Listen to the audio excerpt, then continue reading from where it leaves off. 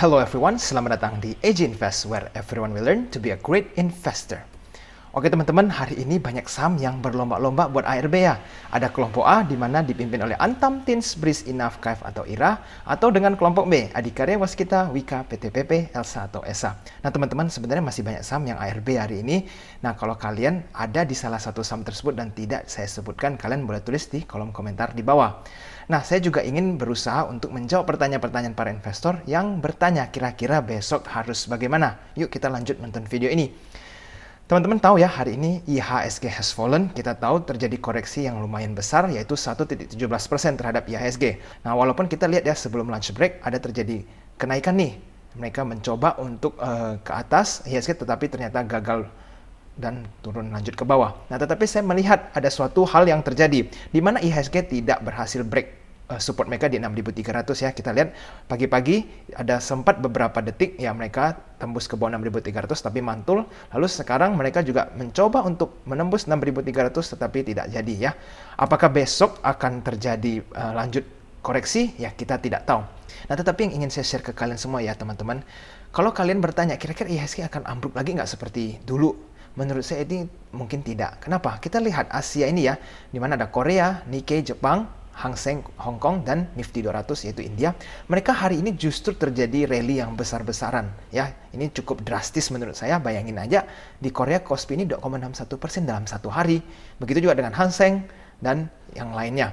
Jadi keempat negara ini di Asia kan mereka terjadi rally yang cukup besar. Nah, kenapa malah Indonesia yang koreksi cukup dalam? Nah, jadi kalau menurut saya apakah akan crash lagi ya dalam waktu dekat? Menurut saya mungkin tidak. Karena buktinya saja di Asia negara lain masih fine-fine aja. Bahkan justru mereka rally cukup drastis. Oke? Nah, teman-teman, jadi ini adalah di tim A ya. Saya hanya ingin memperlihatkan ke kalian semua secara singkat. Nah, ini kita lihat ya saham-saham farmasi, Inaf, KAIF, IRA. Ini mereka masih terus flatline ya, walaupun kita lihat KAIF coba berusaha untuk kembali sedikit, akhirnya tetap flatline. Dan ini mereka tidak sempat naik loh ya, artinya kalian yang masih ada di sini, saham-saham ini kalian uangnya nyangkut semua, dan saya turut prihatin. Dan saya juga tidak bisa pastikan akan seberapa lama akan terjadi ARB tersebut. Nah, pendatang baru hari ini adalah Tins, di mana Tins juga dibuka di 2100 tetapi langsung flatline ya. Ini benar-benar sama sekali nggak ada pergerakan. Berikutnya adalah Antam, teman-teman. Antam kembali terjadi ARB hari ini. Kita lihat ya, sangat mengkhawatirkan untuk Antam dan juga Breeze. Ini adalah saham-saham besar yang beberapa minggu terakhir ini kan luar biasa ya, sentimennya sangat heboh, tetapi sekarang lihat semuanya ARB hari ini. Ya, teman-teman. Nah, bagaimana dengan tim B? Kalau tim B ini masih mengikuti IHSG, yaitu Waskita, Wika, PTPP, dan Adikarya. Mereka ini saat IHSG sebelum lunch break ada naik, mereka juga berusaha untuk naik, tetapi akhirnya gagal dan lanjut ARB. Ya, ini semua saham juga Karya Family terjadi ARB hari ini. Saya cukup memprihatinkan karena ya saya ada beberapa posisi di saham-saham ini dan lumayan besar. Nah, kalau kalian bertanya, kira-kira apakah saya average down? Kalau saya jawab, ya saya masih belum melakukan average down. Karena saya mempunyai posisi ini masih cukup lama sebelum mereka naik, istilahnya sebelum tahun 2021 ya saya sudah mempunyai posisi ini. Nah, jika saya ingin melakukan average down, mungkin akan saya lakukan di saat mereka terjadi koreksi antara 10-15% lagi ya. Kalau memang ada koreksi, baru saya akan melakukan average down. Kalau tidak, ya saya akan hold dulu sementara ini. Nah, dan berikutnya Elsa dan ESA. Kemarin ESA ini setelah terjadi kenaikan, kan saya ada ingatkan ke kalian semua. Jangan beli saham pas naik, justru di saat terjadi diskon. Lihat hari ini terjadi ARB kan, untung kalian nggak beli. Kalau misalnya kalian kemarin beli karena euforia atau fear of missing out, yang ini adalah akibatnya untuk kalian semua yang sering FOMO ya, atau fear of missing out. Makanya menurut saya, para investor yang bagus ya, atau yang handal, selalu memperhatikan jika terjadi koreksi atau diskon justru baru entry point. Nah, kalau kalian bertanya apakah layak untuk dibeli Elsa dan ESA, saya merasa belum boleh ya. Artinya kita harus lihat dulu karena mungkin saja terjadi panic selling. Nah, kalau untuk Elsa saya sendiri tidak punya posisi sama sekali lagi ya di Elsa, dan untuk ESA ini saya ada TP sebagian kemarin karena terjadi arah. Jadi hari ini 6% yang menurut saya masih cuan bagi saya cukup besar. Dan bagaimana besok ya saya tidak tahu. Jadi kita harus perhatikan market besok seperti apa. Berikutnya ini adalah honorable mention. Saya lihat di berita-berita, di grup-grup Telegram lain-lain banyak yang menyebut saham-saham seperti ini ya, tetapi saya tidak pernah mau masuk ke saham-saham ini dan buktinya saya melihat ada fenomena hari ini ARB semua ya. Kalian lihat agro ini flatline juga Nah, kalau BRMS ini juga langsung ARB, begitu juga Bumi. Nah, Bumi ini kembali lagi ya teman-teman, banyak orang mulai terjebak di Bumi lagi dan langsung hari ini ARB. Saya juga nggak tahu ini apakah akan lanjut ARB atau tidak, ya kalian mungkin lebih tahu ya dengan saham-saham seperti ini. Nah, dan berikutnya adalah Krakatau Steel. Kalian tahu ya Krakatau Steel beberapa akhir hari ini juga naik terus. Nah, tapi lihat, menurut saya saham yang kenaikannya tidak wajar ya pasti gampang terjadi ARB ya, high risk and high reward. Jadi para investor, saya ingin mengajak untuk kalian mengkaji kembali ya.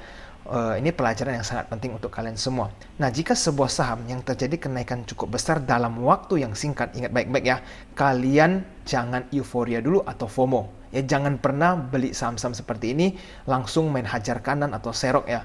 Ya, inilah akibatnya bagi para investor yang merasa FOMO atau merasa takut ketinggalan lalu beli sahamnya dan akhirnya langsung ARB. Ya, banyak sekali di saham-saham ini yang sentimennya selalu dibawa di dalam berita. Jadi banyak retail investor atau investor-investor baru yang terjebak dengan sentimen-sentimen berita, belum mengecek harganya sudah tinggi atau tidak, main langsung beli. Akibatnya ya seperti ini. Nah teman-teman, kenapa menurut saya tidak perlu takut ketinggalan? Karena saham ini bukan besok langsung hilang ya. Saham ini nggak akan kemana-mana dalam waktu seminggu, sebulan, setahun, bahkan setahun lagi. Saham ini nggak akan tiba-tiba hilang kalau kalian nggak punya. Jadi kalian bisa saja melakukan research dulu, pelajari dulu saham yang akan kalian beli. Jangan main asal beli. Apalagi misalnya kalian baca di kolom komentar YouTube, langsung merasa, oh ini komentar nggak tahu dari siapa, kalian percaya nih misalnya untuk hold atau apa, kalian nggak kaji kembali. Nah ini kan sangat berbahaya bagi kalian para investor, apalagi yang khususnya baru terjun ke dunia saham ya. Nih ingat kata-kata Warren Buffett, ini kalimat yang menurut saya sangat bagus untuk diterapkan. Be fearful when others are greedy, and be greedy when people are fearful, atau when others are fearful. Jadi istilahnya apa? Kita ini harus berwas-was ya atau waspada kalau misalnya orang ini lagi mulai greedy atau lagi serakah. Dan kita justru malah borong saham nih di saat orang ketakutan. Kenapa? Karena memang lagi murah. Tapi ingat, dengan catatan saham yang kita pilih itu adalah fundamentalnya setidaknya oke atau sentimennya masih cukup baik ya. Jangan asal-asalan beli saham. Nah berikutnya ini saya mau kasih perlihatkan ke kalian semua teman-teman. Ini adalah jumlah lot yang saya tadi coba screenshot ya pada siang menjelang sore ini. Di mana ada jumlah lot yang ngantri untuk jualan. Dan kalau kalian perhatikan, Antam ini adalah juaranya ya. Antam ini kan kemarin memberikan banyak sekali orang cuan, tetapi juga banyak sekali merugikan orang-orang. Saya ada baca di forum-forum orang sampai pinjam duit dan segala macam buat masuk ke Antam, tapi lihat akibatnya Antam sudah ARB 2 hari ya. Dan saya tidak tahu nih apakah Antam akan lanjut ARB beberapa hari kemudian, tidak ada yang tahu.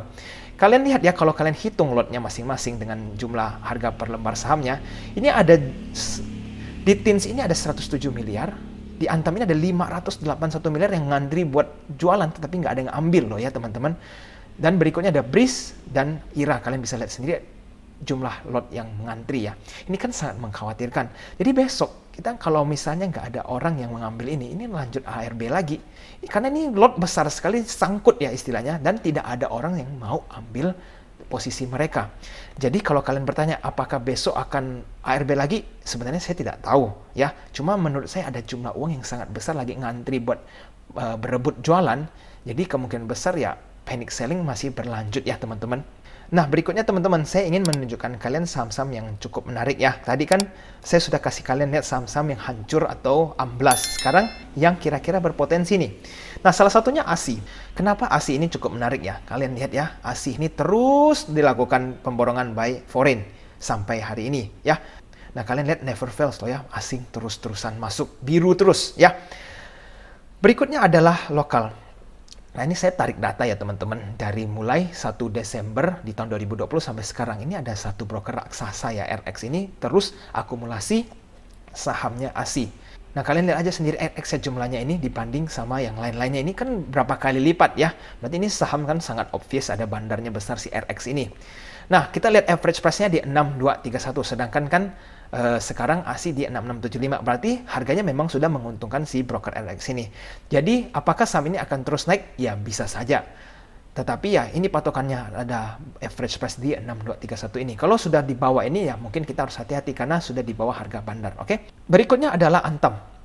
Nah, saya tadi kan kasih kalian lihat ya, Antam ini berbondong-bondong jualan. Tetapi di saat yang bersamaan, si asing ini mulai melakukan pembelian Antam. Ya, kalian lihat ya, sudah 2 kali ARB 2 hari berturut-turut, tetapi asing malah membeli semakin besar. Cuma artinya besok apakah akan reversal, saya tidak bisa menjanjikan ke kalian. Cuma kalian boleh mempertimbangkan bagi kalian investor-investor yang sudah cabut dari Antam ya. Selamat, kalian tidak terkena jerat ARB ini. Tetapi kalau menurut saya ya, panic selling ini bisa digunakan sebagai entry point. Artinya apa?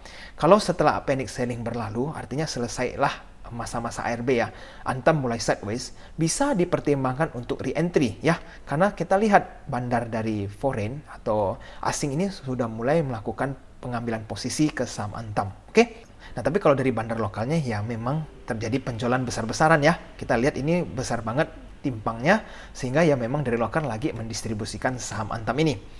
Nah, berikutnya adalah saham yang selama ini saya bilang tidak perlu melakukan pembelian ya, karena masih lagi downtrend.